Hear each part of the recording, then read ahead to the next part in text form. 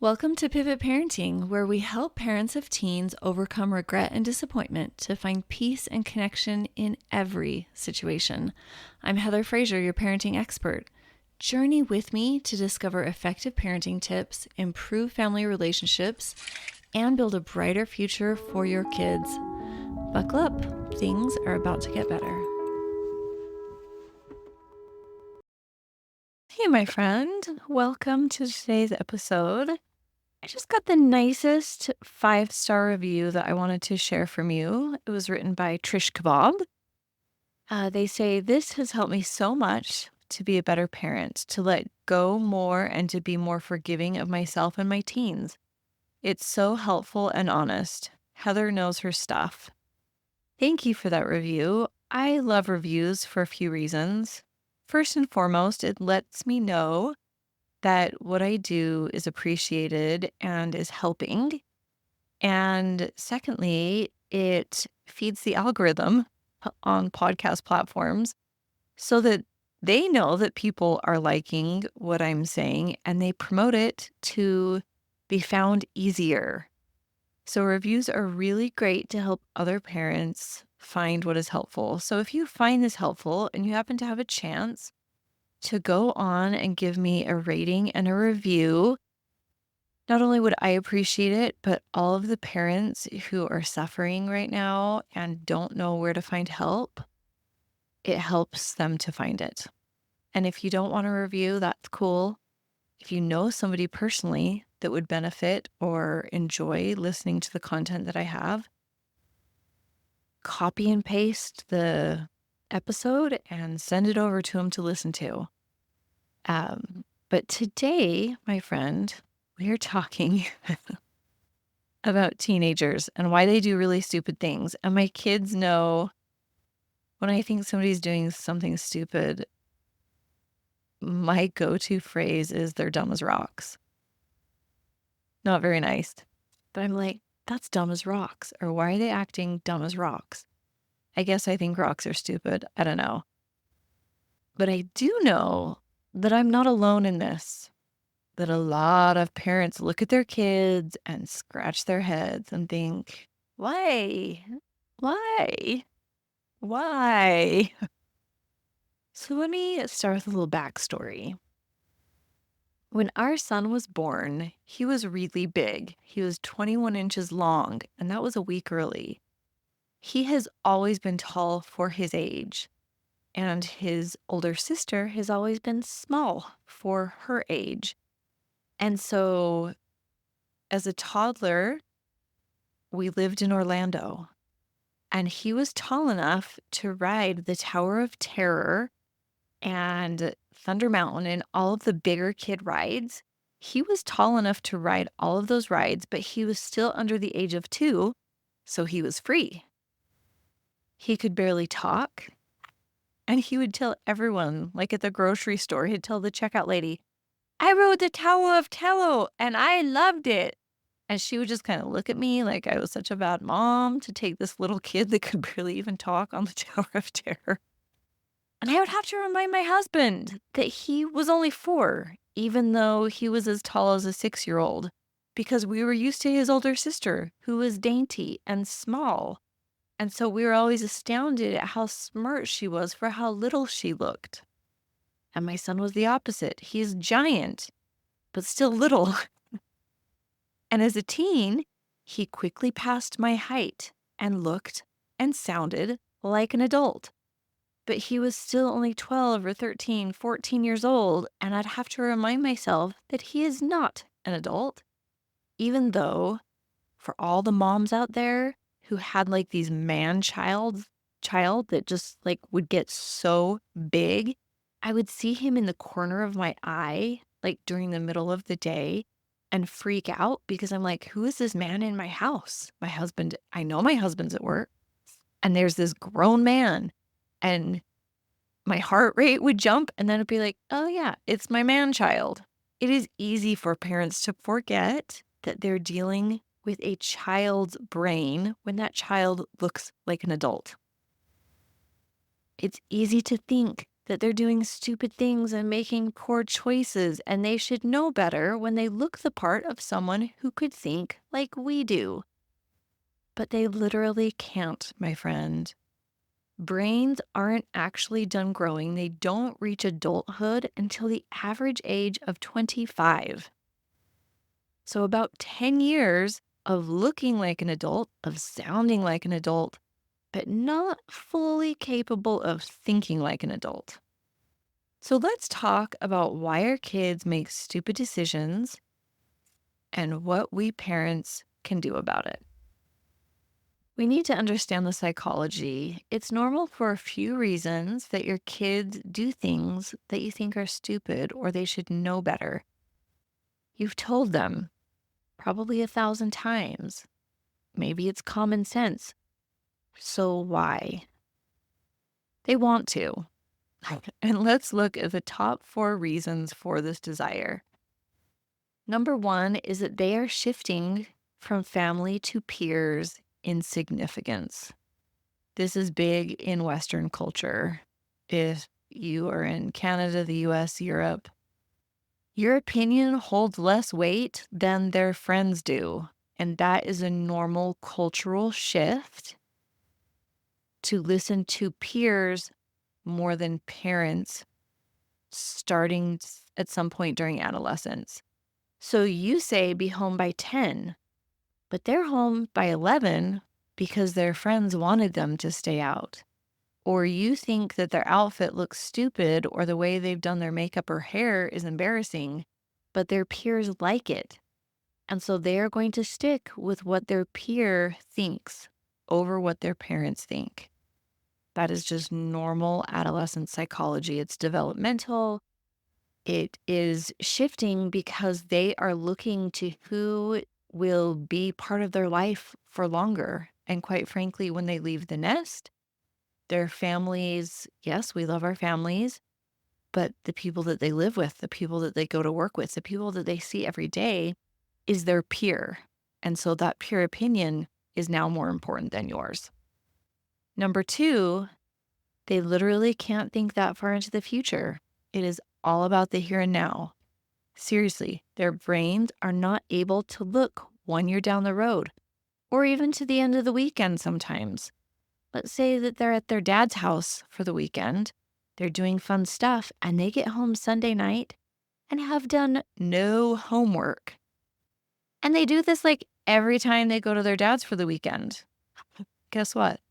Their prefrontal cortex isn't capable of saying, you need 2 hours to do your math and science. So I guess I need to block off that time before I go and have fun or get it done before we go to the water park or mountain biking.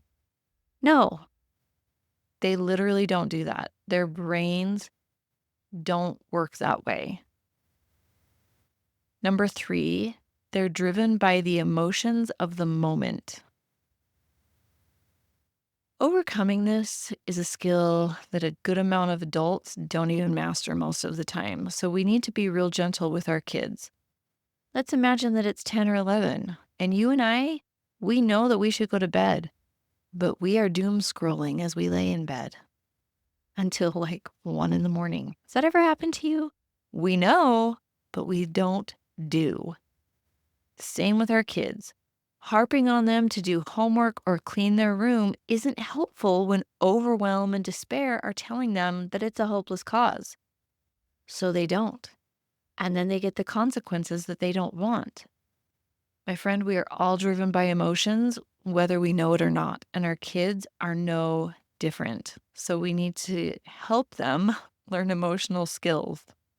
Now, we can't do that if we don't know the skills. The 4th reason, and I think it's probably the most prevalent, is that they don't trust what you say or they think it's outdated or irrelevant to them and their situation. Yes, they think that they're smarter than you in most situations. And they're probably right some of the time, but not all the time. I mean, which one of us hasn't given our kid our iPhone to try and help us figure out how to turn off Siri or do whatever? They are smarter than us in some ways. But some ways they're not. Like when we try to give them friend or dating advice or scheduling advice and time management advice, and they tell us that we just don't get it. And guess what? We're ancient to them. And even though you do get it and you are smart, you aren't to them a good deal of the time. And that is actually okay. It's even good psychologically developing for them because they need to assert autonomy.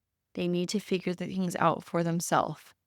My friend, your kids don't want to learn from your mistakes. They want to learn from their own mistakes. Hi there. I just want to pause and let you know if you are struggling to make sense of your teen's behaviors, emotions are running wild, and you're looking to turn things around to have the family you dreamed of while rocking them to sleep, I would love to talk to you. I want to give you a special, powerful gift. 30 minutes with me, my friend. You'll walk away with more confidence, clarity, and understanding of what the issue is and your next best step in resolving any situation you bring to me. It's completely free. I love families and want to help yours be wildly happy and successful. Book this call by visiting my website, heatherfraser.com. Remember, Fraser is spelled with a Z-I in the middle. And don't worry, the link is also in the show notes. I look forward to meeting and helping you. So, what do we do? How do we help our kids not sabotage their future with foolish choices? You can help them to some degree, teach, mentor, love like crazy. And honestly, the rest is up to them. Just like our parents couldn't force us to live the life that they wanted, we can't do that to our kids either. Here is what's in your control and what I advise you to spend pretty much all of your time and brain power focusing on. And that is you, how you love them, how you respond to them, how you teach them, and help support them. And here's some specifics on how to do that. A fascinating thing that I learned when taking psychology is that people don't like it when we connect the dots for them and just give them the answer. We tend to reject the answer, even if intuitively we know that it is the right answer. Ironically, it's like that weird pride ego thing. So we want to ask questions that guide them to their own answers so that that answer is their idea, not yours. Because remember, they're smarter than you. It will resonate better with them and they will remember and learn from it better. Again, most humans, especially teens, don't want the dots connected for themselves. They need to see the dots. They can be educated to better understand the dots. And when they're ready, they'll connect them. And that's how it is so much more impactful when they do this on their own. Let me give you an example of what this looks like. Let's say your daughter has this friend who gossips. She takes her things, grabs her drink out of her hand and drinks it, and her chapstick, leaves her out, and isn't very nice. But yet she still calls her a friend. It's really tempting as a parent to say, "Why are you friends with her? That's stupid. You should leave her. She's not a nice friend." No, we can see the dots and we've connected the dots. We know that she's not a nice friend. But when we say that to our daughter, that is less effective and can even be counterproductive as opposed to a parent who says or asks questions like what your daughter enjoys about this friend, how she feels when she's mistreated, what qualities she appreciates about other friendships.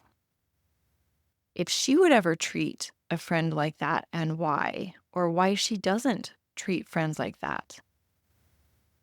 And obviously, not all in one sitting, but here and there, when your daughter is saying things about this friend, when she is crying and upset, guiding her to see the red flags, to see the dots, so that she can connect them when she's ready to end the friendship.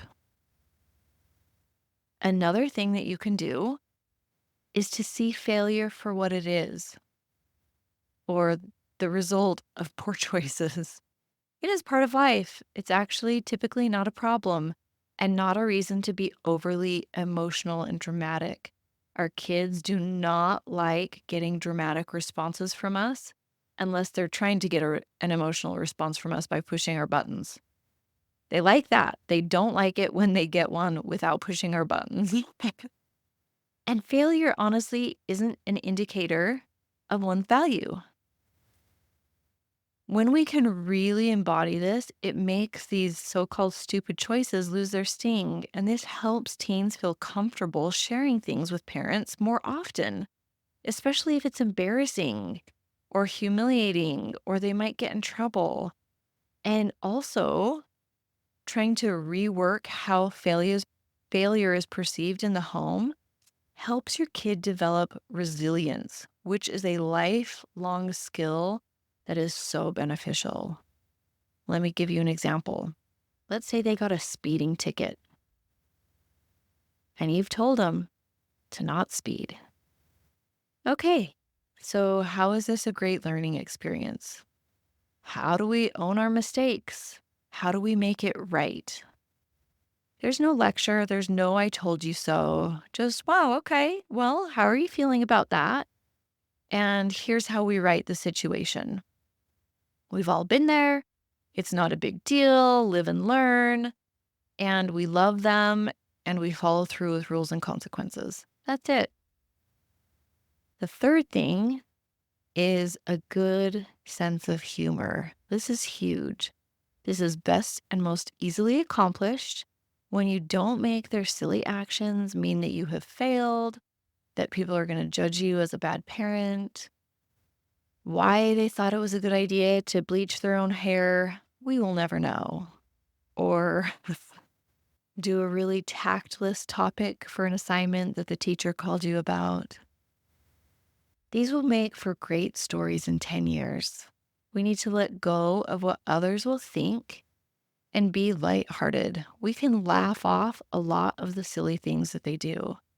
An example of this would be we had some boys in our neighborhood and it was this summer and they both have dark hair and they bleached half their head totally blonde.